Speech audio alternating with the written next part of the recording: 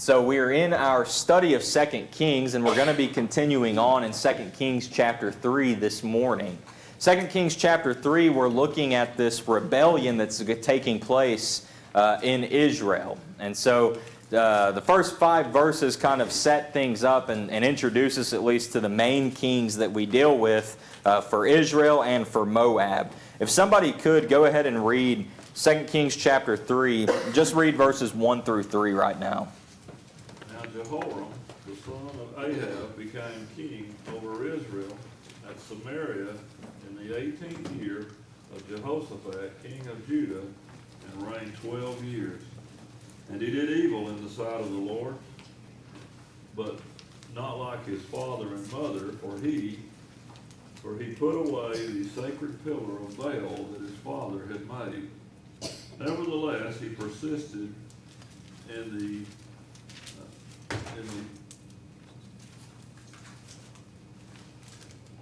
sins of Jehoram, the son of Nebat, who had made Israel sin.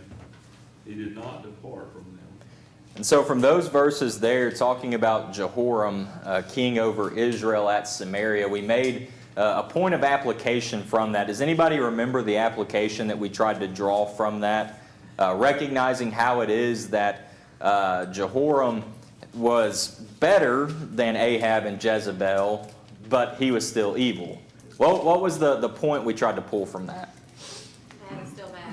Bad's still bad, right? Sin is still sin, no matter how you want to rank it, how you want to scale it, how you see it in your mind. Sin is still sin, evil is still evil, whether it's great, whether it's small. And so that was the point that we tried to pull looking at that concerning Jehoram. And then somebody read, if you would, verses 4 and 5. Now Mesha, king of Moab, was a sheep breeder, and he regularly paid the king of Israel 100,000 lambs and the wool of 100,000 rams. But it happened, when Ahab died, the king of Moab rebelled against the king of Israel. So I think I took the picture out. But looking at those verses last week, we showed the picture of that Moabite stone that talks about this particular event in history. And one of the things I tried to mention about that is how within that stone, it talks about within their history, the Moabites believed that one of their gods, his name was Chemosh, was angry with them as a nation. And that's why originally they had gone into captivity. And so keep in mind, it's gonna come into play more once we get to the end of the particular chapter here, but keep in mind how it is that that's what's going on in the background, that they're thinking that their God is why they're in the situation they're in, and they believe if they can appease that God, everything's going to be okay. Well, now on the other side, you have Israel. Who is the God of Israel? It's Jehovah God. The problem is, Israel didn't want Jehovah God as their God. God had told them all along. You go back earlier into the book of Exodus and you look Leviticus, Numbers, and Deuteronomy, and you'll see time and time and time again, there are these promises made that if you stay faithful, there's going to be continued blessings. You don't have to worry about all of these other things. But as soon as you turn away, what's going to happen?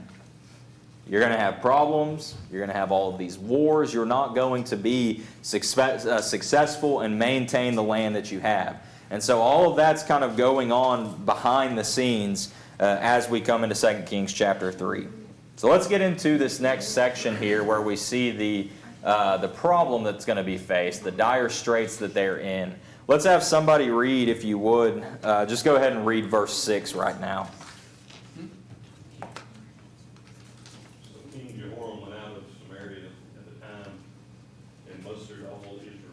And so you see King Jehoram is ready to go and rally the troops. Of course, he's going to go to his own people first. So he goes throughout all of Israel, gathers all the people together. So Israel's ready to fight. And then we're going to see he goes somewhere else. Somebody read now verses 7 and 8. Then he went and sent Jehoshaphat, king of Judah, saying, the king of Moab has rebelled against me. Will you go with me to fight against Moab? And he said, I will go up. I am as you are. My people are as your people. My forces are as yours. Then he said, which way shall we go up? And he answered, by the way of the wilderness of Edom. So where does Jehoram go?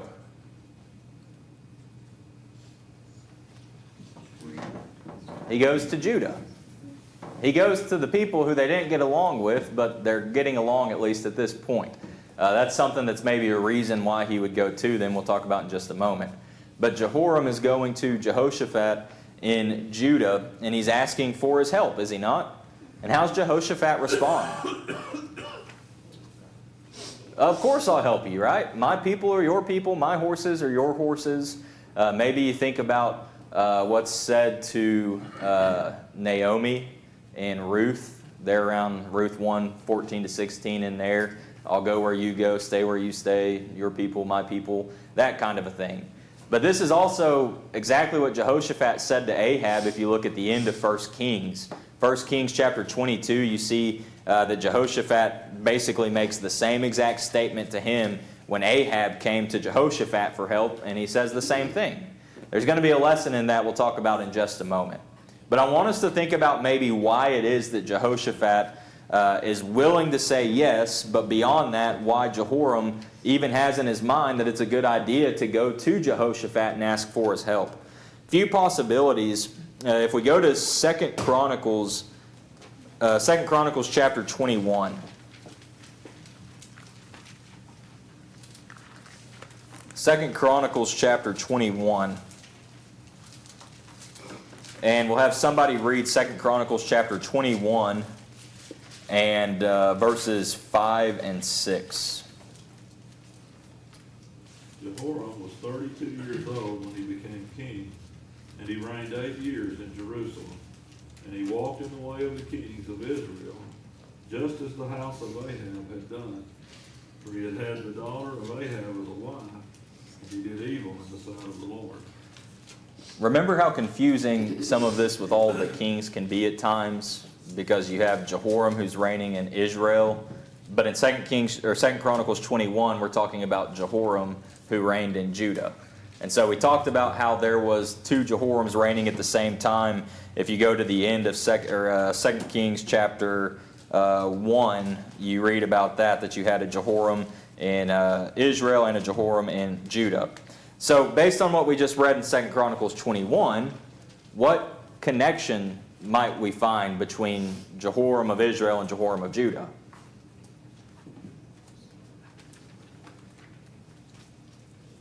Jehoram, who reigns in Jerusalem, is married to who? Which means she's the sister of Jehoram reigning in Judah. So can you see that in your mind? I mean, the way that falls out, that you've got Ahab's daughter, who is sister to, of course, Ahab's son, right? Might be half-sister in there, not sure how that works based on the dynamics. But you have sister married to now a king in Judah. See how everything is confused and interweaved and interconnected? Things get complicated there. So one of the possible reasons why it is that Jehoram of Israel thinks that he can go to Jehoshaphat is because Jehoshaphat's son is married to his sister. And so there's a family dynamic at play in that. Another possibility is based on 2 Chronicles chapter 20. We find that Jehoshaphat had already been successful in battle against the Moabites. So not only is there a family dynamic there, but Jehoshaphat's already proven success and victory against the people who are coming to fight against Israel at this point. That's another possibility. And then a third possibility as to why he'd feel comfortable at least to go to him is if you look in 1 Kings chapter 22. 1 Kings chapter 22, somebody read verse 44.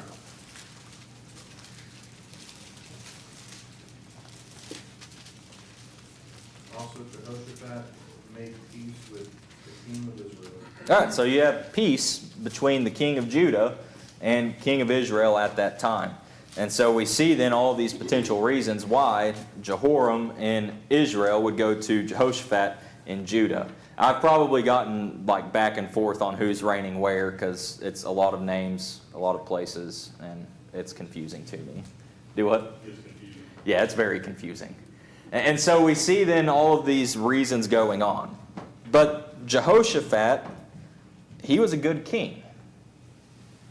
So why is it that he's willing to basically say, all that I have is yours, to a wicked king? relationships are at play there. You don't know, how that might affect the family, right? You think about the peace that was there. I don't want to have problems with my neighbors, do you? So sometimes the easiest thing is just to say, yeah, whatever you want, right? Let's go to Second Chronicles. If I can read my notes here. Second Chronicles. Let's look at a few verses out of Second Chronicles chapter 19.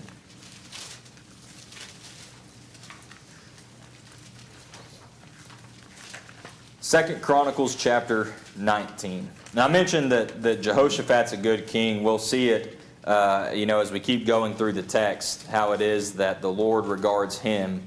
But Second Chronicles chapter 19, if somebody would, go ahead and read verses 1 through 3. Then Jehoshaphat, the king of Judah, returned safely to his house in Jerusalem. And Jehu, the son of Hananiah, the seer, went out to meet him, and said to King Jehoshaphat, "Should you help the wicked and love those who hate the Lord? Therefore the wrath of the Lord is upon you. Nevertheless, good things are found in you, in what you have removed the wooden images from the land, and have prepared your heart to seek God." Jehoshaphat was a very good king, but he had this problem. He had a problem with who his allies were. If we're not careful, we can very easily become like Jehoshaphat. I know that this is coming out of the Chronicles, but it does apply to what we're dealing with in the Kings, so I thought it was worth bringing out.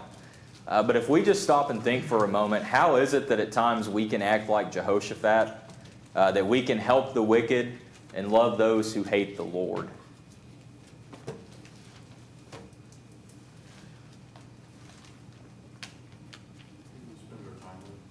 Who are we hanging out with? Who are we spending our time with, right?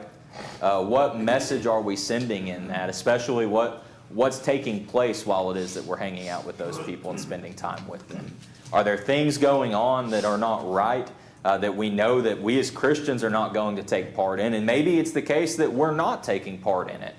But if all of our time is spent around that and around people doing certain things like that, what message are we giving to them? That we're approving of it. Right? Are we showing in that moment that we help the wicked, or that we love those that the Lord hates? Now, or love those who hate the Lord. That's the better way to phrase that there. And understand, it's yes, we need to love. We need to show compassion and mercy and grace, just as God the Father has done to us. But this is getting to that higher form there, is my preference with these individuals over those who it should be with. And that, I think, is maybe kind of what you had in mind with that, of who are we spending our time with. Like our fellowship, who are we fellowship? Yeah. There was two options to go with: those who love the Lord and those who hate the Lord. At the same time, which one are we going to? Right, who's going to come first in it? Yeah, if you didn't hear Jesse right there talking about if you have like two options to go and spend time with those who hate the Lord or those who love the Lord, which one are we going to default to? And that's something we have to think about in this. What other ways might we think of here? Making exceptions for family. All right. Do we ever make exceptions for family?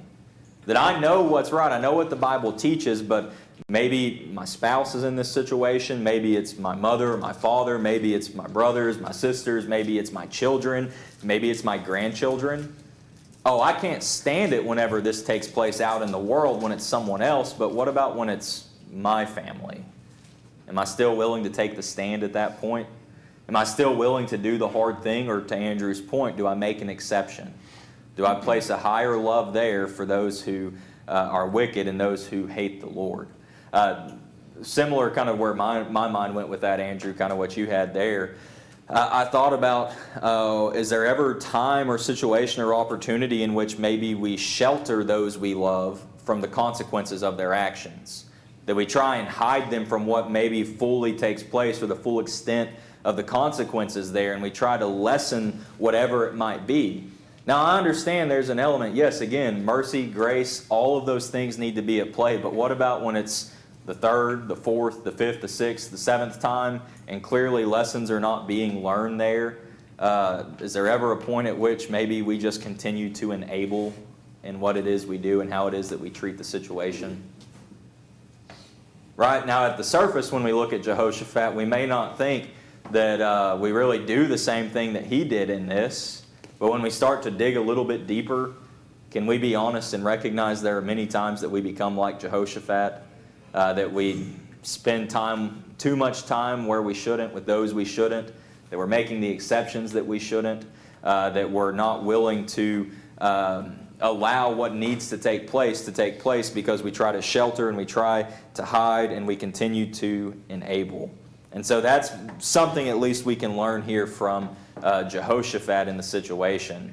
Kind of like a parent with a rebellious teenager that keeps doing things that they shouldn't, and they keep covering it up or, letting it go, and eventually, it'll end up destroying them. And of course, that's going to come back on the parent as well, that there'll be difficulty there. Right. If the parent had dealt with the unpleasant consequence, then it may have straightened those situations out. Right, and for Judah spending too much time with Israel is going to end up affecting Judah as a whole as well. The problem with the alliances there may not have been something that was seen in the immediate, but long term, you continue to do that, and you continue to help those who are wicked and show more love than what needs to be shown to those who hate the Lord. Those things are eventually going to rub off. May not be on you, but it may go to your children, may be to your children's children, to the children after that.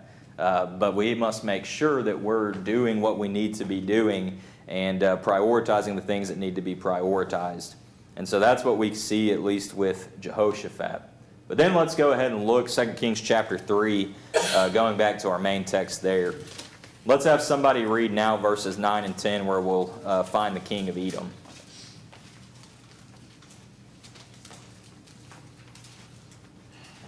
So the king of Israel went with the king of Judah and the king of Edom, and they marched on that roundabout route 7 days, and there was no water for the army, nor for the animals that followed them. And the king of Israel said, Alas, for the Lord has called these 3 kings together to deliver them into the hand of Moab. So at this point you have Jehoram with all of Israel who have gone to Jehoshaphat and Jehoram there in Judah, and they've gathered Judah together now. And then where do they go? Then they go to the king of Edom. So you're talking Israel, Judah, and the Edomites all together now in this battle.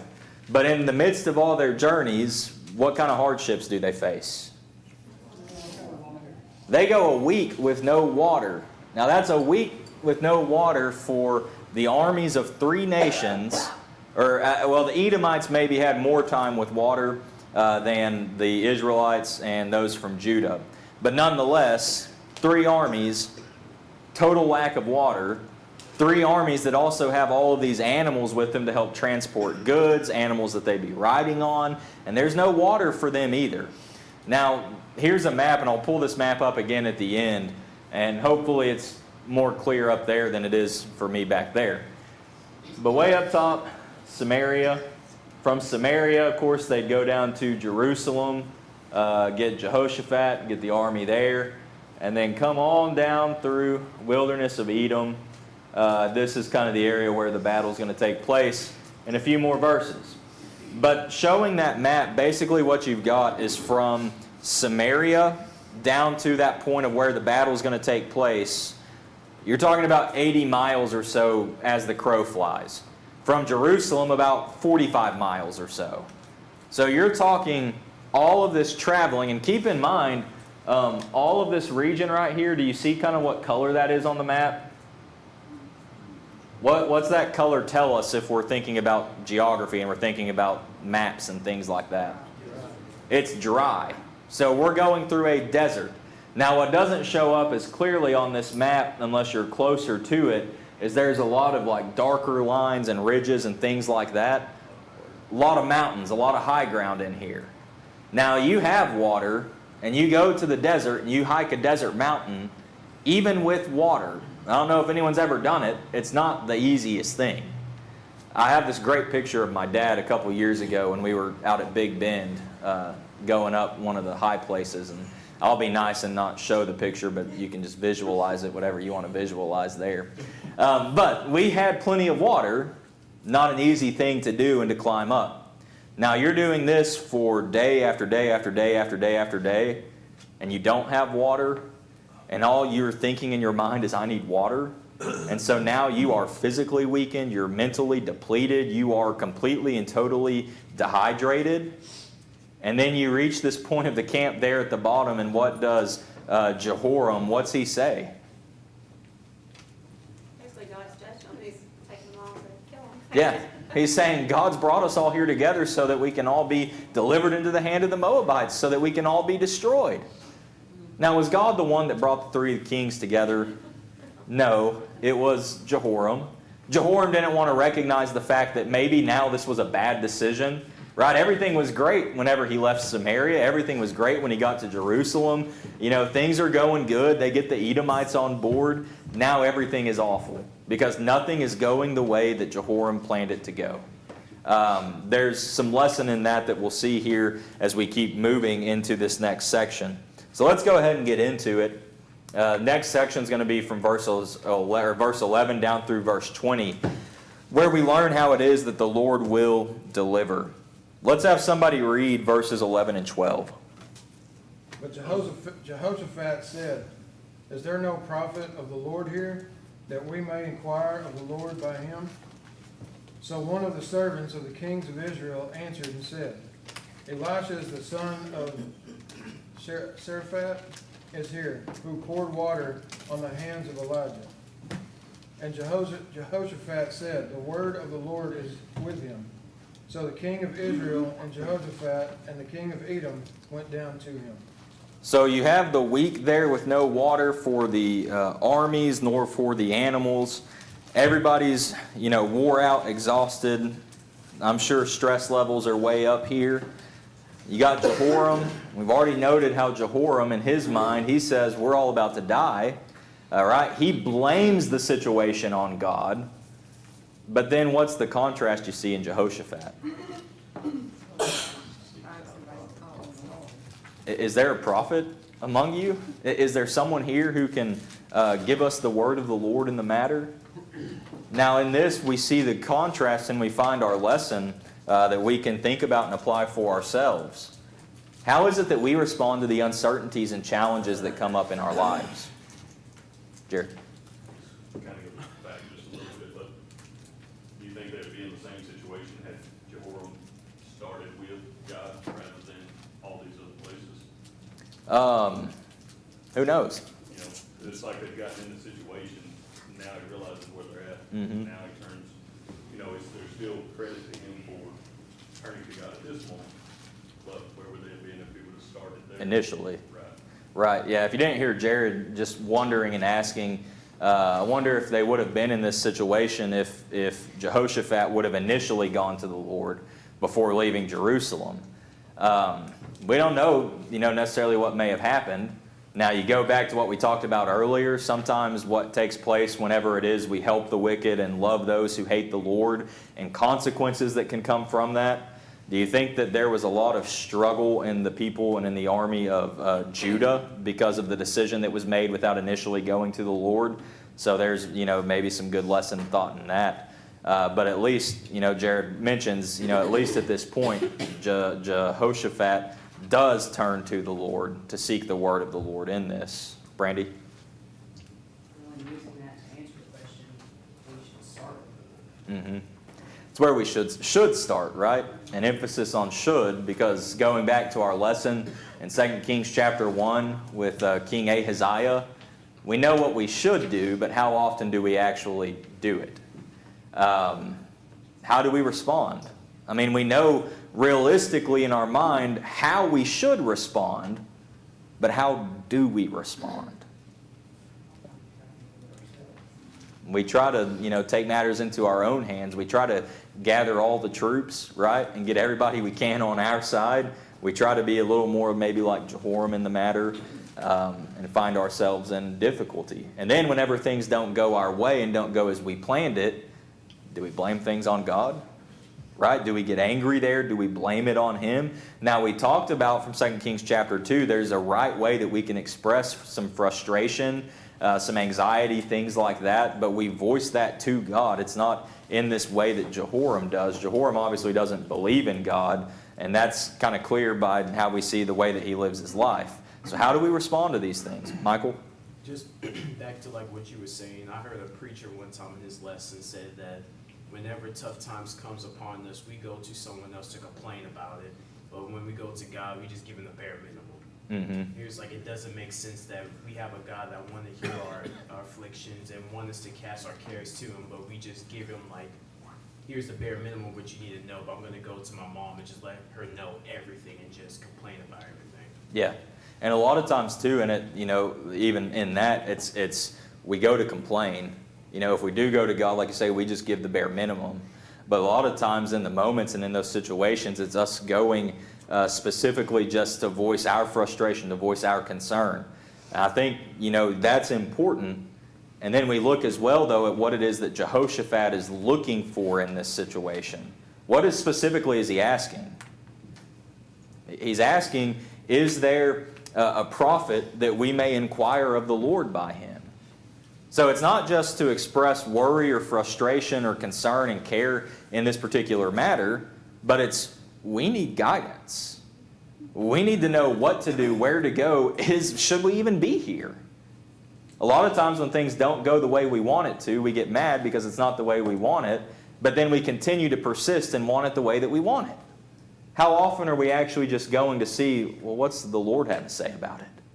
Well, what's the word of the Lord on this matter? What guidance, what counsel can we get from the Scriptures and be willing to accept sometimes it's not always going to go the way that we want for it to go? And so that's a thought, that we can keep thinking about as it relates to our own lives as we try to grow and learn from these examples here in the text. But we keep looking, and as it continues, you get into verse 12. Somebody read verse 12.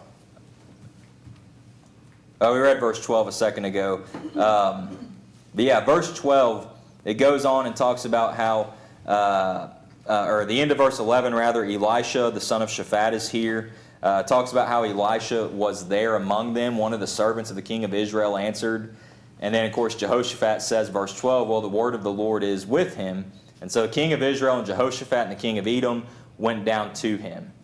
Now, I have question and wonder, just kind of curiosity in my mind about some of these things. Because this tells us that where was Elisha the whole time? Elisha was with them. All the way from Samaria. Elisha traveled with them the entire time. I wonder what's going through Elisha's mind. Right? I just wonder, what kind of, is he shaking his head? Is he being sarcastic? Is he lightening the mood for the people around him? What's going on here? In the back of his head, is he this is going about how I figured it was going to go. What do you expect when you don't turn to the Lord? Right? What's going on in Elisha's mind? But at least the servant speaks up. Why does a servant speak up instead of the king himself? Yeah, Jehoram doesn't want to hear what Elisha has to say. Jehoram knows the word of the Lord is with Elisha. But if he knew the word of the Lord was with Elisha, why didn't he go to him in the first place? It's not where his faith, not where his trust is. What were you about to say, Miss Velda? I said pride. His pride. And that's a huge factor in this. He already knew what the answer of the Lord was going to be, and he didn't want to hear it because it's going to make him look bad. He's already pretty embarrassed by the situation he's in, and so now he's going to blame it on the Lord, who he never consulted about the matter of in the first place. A lot of, like I say, I just wonder what's happening in Elisha's head right here.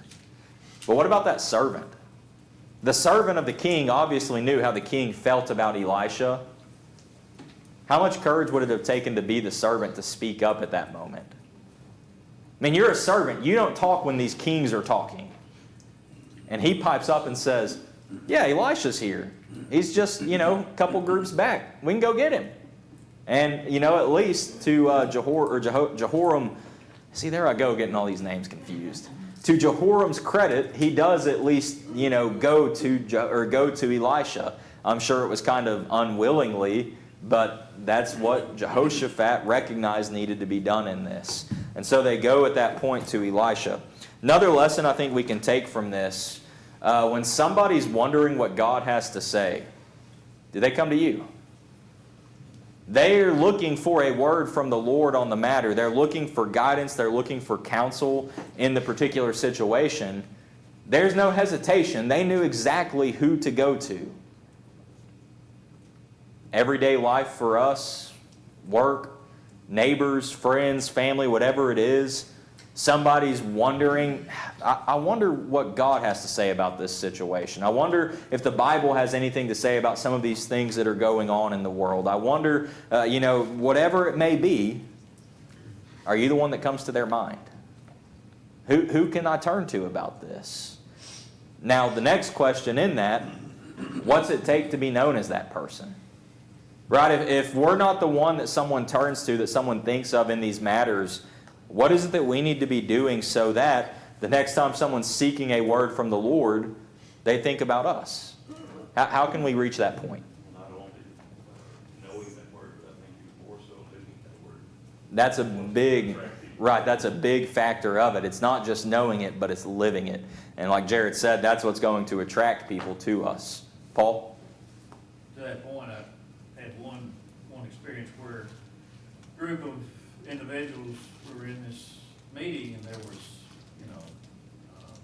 several different denominations in the group. I was the only member of the Church of Christ in that group.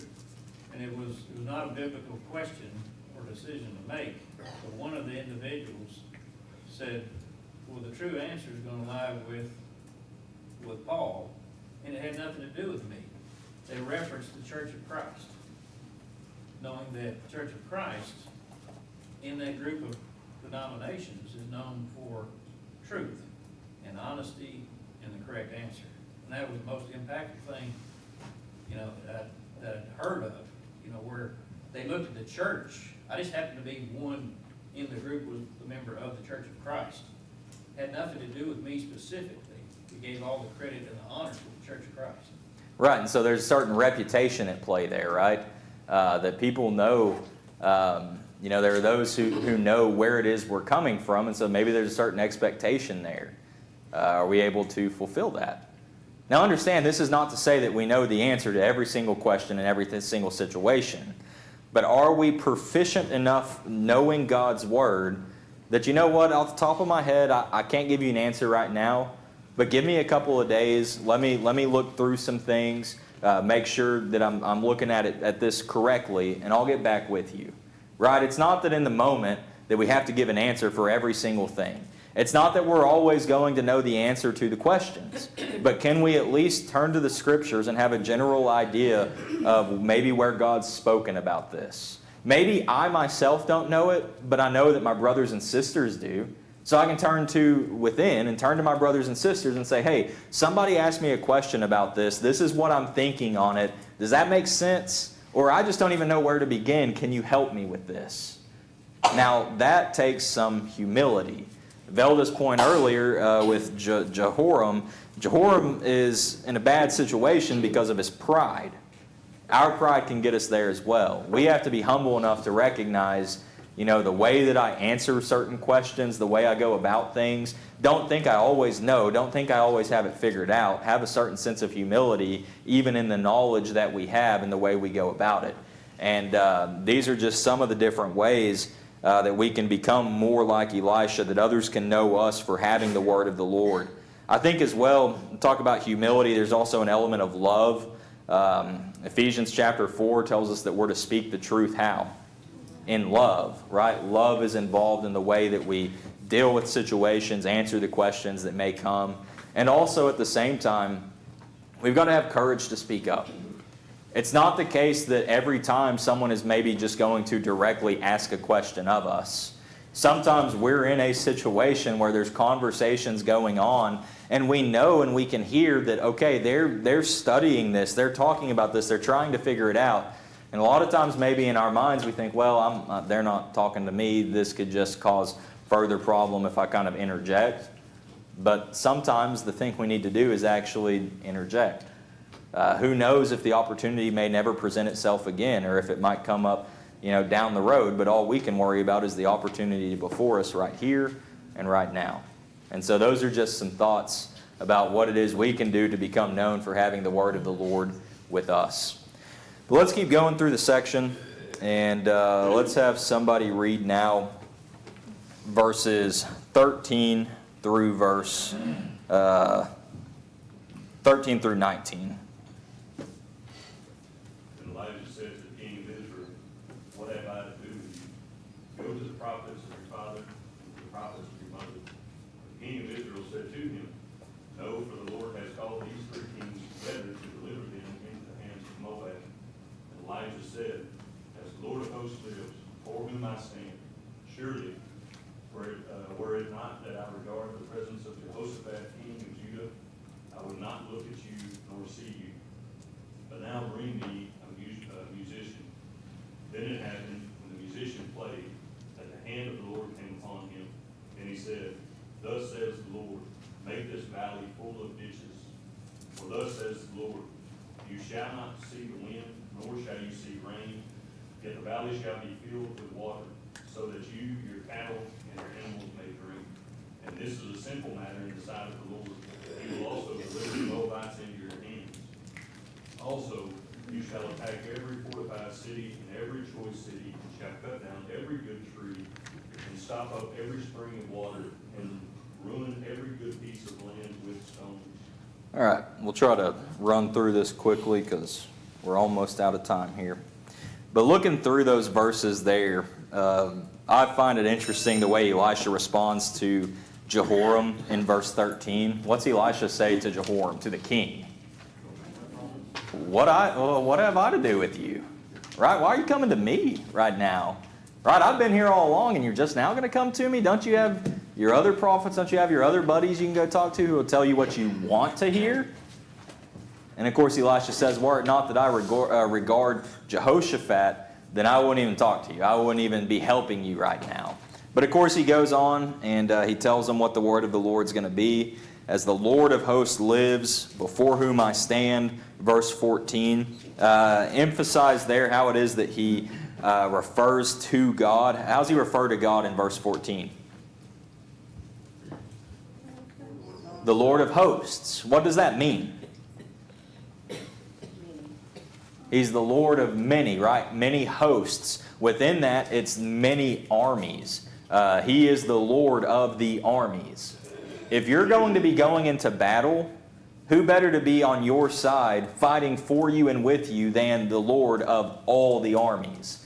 Right? There's no one more powerful. There's no one more capable of bringing about victory. Elisha emphasizes who it is that's on their side, if they will follow him. So you have the Lord of hosts mentioned in this. It goes on, and Elisha calls for a musician to come and play some music. That's one of those places I wonder in my head, like what kind of music were they playing right there? What song was it? Probably a song none of us know because it was a long time ago. But that's what's going on, and Elisha then tells them the word of the Lord. You're going to dig a bunch of ditches here. You're not going to see rain, but you're going to wake up in the morning after the offering, and there's going to be water that just fills these ditches. And then you're going to go and attack the Moabites, and what are you going to do in the land of the Moabites? You're going to cut down all their good fruit trees so they don't have fruit anymore. You're going to stop up all the water supplies so they don't have any water. You're going to attack all the fortified cities and all the chief cities so all their strong points are going to be weakened. And then anywhere you see good ground that they could grow crops, that their animals could graze, you're going to throw a bunch of rocks out there so that ground is completely unusable. Right? You're going to completely destroy the Moabites. Now, you look back up in the text, and one of the things I kind of went right over just thinking about time here, but we'll go back to it in verse 18. Verse 18, after it is, he talks about digging the ditches and then becoming full of water. What, in our minds, what is that? That is impossible. How are these ditches going to get filled with water if there is no rain? But to the Lord, what is it? It's a simple thing. Kay, you brought up last week thinking about how it is with Elisha and some of those miracles, that it just is unbelievable and unfathomable in our minds. But to God, it's just an easy thing. It just is what it is. And that's what we see again right here. It doesn't make sense, but God is more than capable and more than able to do it. It is a simple thing to the God who is the Lord of hosts, who is truly the God of deliverance. But also you think about the matter of faith. We're not going to be able to get through everything, so I'll go ahead and talk about this for just a second. But you think about what they're supposed to do. God says what He's going to do, but what's the responsibility of the armies of Israel and Judah and Edom? You got to dig all these ditches. But what's the problem for the past 7 days? You don't have any water.